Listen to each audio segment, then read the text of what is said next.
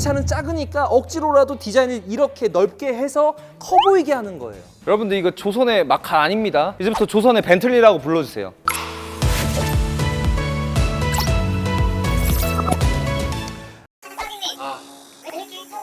왜 이렇게 늦게 오셨습니까? 아니 제가 유튜브 댓글을 보는데 리뷰가 어떻고는 겁나 많은데 내 얘기가 없어 정작. 내 얘기 좀 댓글로 좀 달아주세요. 잘생겼다거나. 그럼 이번에도 저번과 같이 뽑았어요. 뽑았다고요. 피디님 제가 저번에 말씀드렸잖아요. 내가 좋아하는 차는 할게요.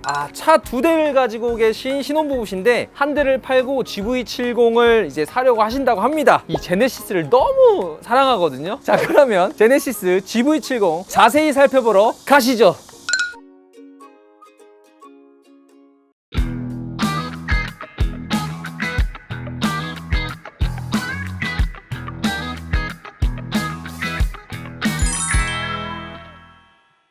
네, 오늘 제가 고른 차량은 제네시스 GV70입니다. 제가 이 차에 대해서 엄청나게 잘 알아요. 이게 23년식의 5,000km 씁니다. 그만큼 중고차라기보다는 새 차에 가깝다고 볼 수가 있는데요. 피디님 혹시 이 차량이 엔진이 총 3개가 있거든요? 뭔지 아실까요? 2.5 터보입니다.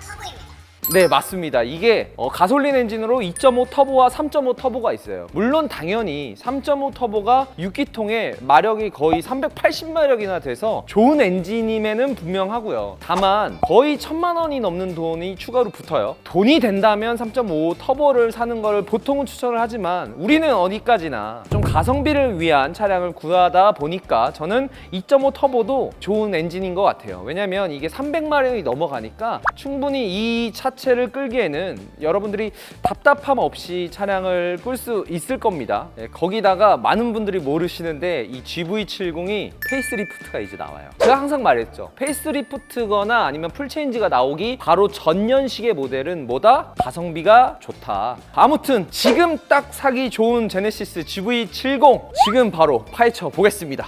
네, 제네시스 GV70의 앞모습을 한번 보도록 할게요. 앞모습 보자마자 혹시 PD님 생각나는 차가 있어요? 그쵸, 이게 벤틀리랑 비슷한 이유가 있습니다. 네, 실제로 벤틀리의 플라잉 스퍼를 디자인하신 지금은 현대 부사장님이 되신 이상엽 전무님이 총괄 디렉팅을 했던 차량이기 때문에 제네시스는 약간은 벤틀리스러운 그런 고급스러움을 나타내는 패밀리룩을 자랑하고 있어요. 방패 형상의 그릴과 두 줄 램프가 있으면 멀리서 봐도 저건 제네시스구나 라는 어떤 상징성을 드러낸다고 보시면 돼요. 차량을 딱 보고 아쉬웠던 점이 사실 이 부분이었어요. 보통의 차들은 보닛이 깔끔하게 이 램프가 딱 떨어져서 좀 단면이 매끄러웠었는데 이 친구 같은 경우는 사이에 손가락이 들어갈 정도로 유격이 있죠. 실제로 디자이너님한테 문의를 해본 결과 만약에 이 본닛 라인이 여기까지 깔끔하게 떨어진다면 이거 자체가 보닛이다 보니까 보닛을 열고 닫고 하다 보면 이 램프에 기스가 생겨요. 이 기스를 방지하고자 앞으로 툭 튀어나오고 했고요. 그래도 좀 깔끔하게 보이려고 이 라인과 여기 라인을 그나마 맞춰서 어느 정도 깔끔하게 보이게 디자인을 했다고 하더라고요. 그 다음으로 좀 중점적으로 봐야 될 부분이 휠입니다. 이 휠이 19인치 휠이 들어가요. 자동차에서 휠은 신발이라고. 어느 정도 멋있어 보이려면 크기는 커야 돼. 그래서 디자인도 챙기면서 승차감도 챙길 수 있는 가장 좋은 휠 사이즈가 19인치라고 생각을 합니다. 이제 사이드 라인을 보시게 되면 제가 자동차를 디자인할 때 가장 초석이 되는 걸 뭐라고 했죠, PD님? 왜 모르는 거야? 왜? 내가 캐릭터 라인이라고 했잖아요. 여기 보시게 되면 이쪽 쭉 캐릭터 라인이 이어지죠. 이어지는데 되게 특이한 게 있어요. GV80은 쭉 가, 걔는. 근데 얘는 캐릭터 라인이 뒤쪽으로 가면서 드로핑을 시켜놨어요. 그래서 아래로 꺾이면서 여기 글라스 라인은 위쪽으로 가면서 얘가 아래로 꺾이니까 상대적으로 뭐가 늘어나? 이 라인과 이 라인의 넓이가 늘어나죠. GV80은 굳이 그렇게 안 한 게 뒤쪽이 쿠페 라인이 아니다 보니까 차가 원래 크잖아요. 그러다 보니까 간격이 좁아지는 형태로 가서 걔는 차가 크지만 날렵해 보이게 하는 거고요. 이 차는 작으니까 억지로라도 디자인을 이렇게 넓게 해서 커 보이게 하는 거예요. 이해가 되셨어요? 리어를 보게 되더라도 제가 제네시스의 아이덴티티는 뭐라 그랬죠? 방패 그릴과 두 줄 램프라고 했잖아요. 그만큼 리어에서도 두 줄 램프를 가져갔는데 여기서도 중요한 게 있다고요. 왜냐면 제네시스 GV70은 램프가 여기 있는데 턴 시그널이 여기 없어요. 턴 시그널은 아시나요, PD님? 깜빡이가 여기 있어, 얘는. 근데 GV80은 깜빡이와 리어 램프가 같이 있어요.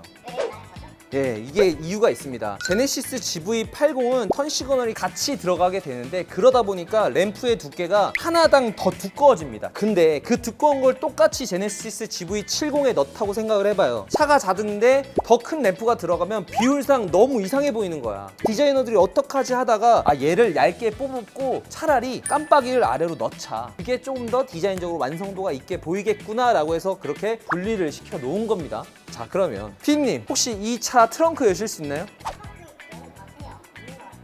제네시스 GV70은 버튼이 여기 있습니다. 여기 신기하죠? 보통은 트렁크 여기 손잡이 아래에 있는 게 당연한데 얘는 버튼을 여기다 놨어요. 제네시스는 프리미엄 브랜드답게 모든 옵션에서 다 전동 트렁크가 있기 때문에 굳이 버튼을 여기다 넣지 않더라도 여기 있는 게 버튼이 훨씬 편하잖아요. 이런 디자인을 전문 용어로 인체공학적 디자인이라고 한다. 네, 이렇게 트렁크를 보시게 되면 사람들이 제네시스 GV70이 소형 SUV인 줄 아시는데 그 정도로 트렁크가 생각보다 작지 않다. 한 산타페나 투싼의 트렁크 정도라고 생각을 하시면 됩니다. 자, 그러면 바로 실내를 들어가서 얘기를 해보도록 하죠. 가봅시다.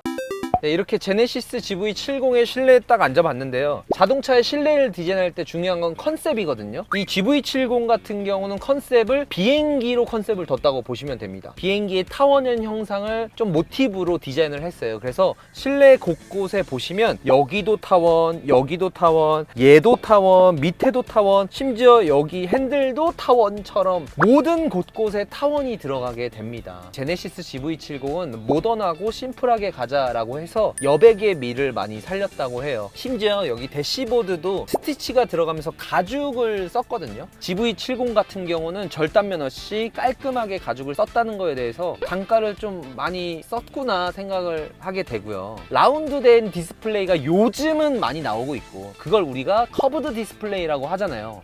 근데 커브드 디스플레이가 아니야. 위에서 보면은 약간 곡선처럼 보이지만 액정이 두 개입니다. 여기서 여기까지 하나고요. 여기서 여기까지 따로예요. 그래서 이거를 약간은 요렇게 이어 붙여서 커브처럼 보이게끔 표현을 했습니다. 얘는 정말 디자인의 힘이라고 볼 수 있어요. 그리고 추가로 되게 신기한 게 시동을 터치로 할 수 있는 거 아세요, 피디님? 아이폰만 터치로 하는 게 아닙니다. 얘도 이 지문을 등록을 해놓으면 시동 버튼이 아니라 지문 인식으로도 시동을 걸 수가 있습니다. 이렇게 실내를 둘러보니까 확실히 외제차보다 저는 좀 더 실내가 고급스럽다, 품질 좋다, 가성비 좋다 이런 소리가 절로 나오는데 이 제네시스 GV70의 경쟁 차종으로 BMW X3, 볼보의 XC60, 벤츠의 GLC 같은 게 있는데 PD님은 뭐가 좋죠? 내국노예요? 그럼 바로 뒷자리로 가서 설명을 들어보도록 할게요. 제네시스 GV70의 뒷자리에 앉아봤는데요. 완전한 패밀리카는 아닙니다. 그래서 팰리세이드보다 뒷자리가 좁을 수밖에 없어요. 이 차는 후륜구동 기반이에요. 어쩔 수 없이 뒷자리의 공간 확보가 제대로 안 된 단점이 있습니다. 거기다 가운데 드라이브 샤프트가 들어가기 때문에 좀 위쪽으로 가운데 이 통로 부분이 좀 많이 튀어 올라와 있어요. 그래서 좀 내가 딱 앉았을 때 그렇게 넓진 않은데 라는 생각을 하실 수는 있습니다. 이거는 어쩔 수 없는 후륜구동의 태생적 한계에 있는데 그래서 이 제네시스 GV70은 출력이 높다 보니까 후륜구동을 선택했고 후륜구동을 선택하다 보니까 뒷자리의 공간적인 풍족성은 조금 떨어진다. 다만 그래도 이 뒷자리가 리클라이닝이 돼요. 이렇게 눕혀지기 때문에 엄청 불편하진 않습니다. 이 제네시스 GV70의 승차감이 어떠냐 이렇게 물어보시는데 GV80의 승차감은 굉장히 부드럽습니다. 뒷좌석의 승차감을 극대화시키는데 좀 집중한 차고요. 제네시스 GV70은 그것보다는 좀 더 운전자가 재밌으라고 만든 차다 보니까 승차감 자체도 스포티해요. 약간 BMW랑 비슷한 승차감이라고 보시면 돼요. 그렇다고 해서 패밀리카로 못 쓸 정도의 승차감은 아닙니다. 전 개인적으로 80보다는 70의 승차감을 더 좋아해요. 네, 그러면 이렇게 총평을 한번 매겨보도록 하겠습니다. 가시죠. 작가님, GV70 별점 몇 점을 주고 싶으신가요? 저는 5점 만점에 4.8점을 주고 싶습니다. 왜냐면 이게 사실 조선의 마칸이다, 그 돈 씨면 마칸을 사겠다 이러는데 포르쉐 마칸을 안 사보셔서 그렇습니다. 제가 포르쉐 마칸을 사려고 옵션을 딱 가잖아요. 8천만 원이 우리 흔히들 깡통차거든요. 근데 포르쉐 깡통은 정말 깡통이야.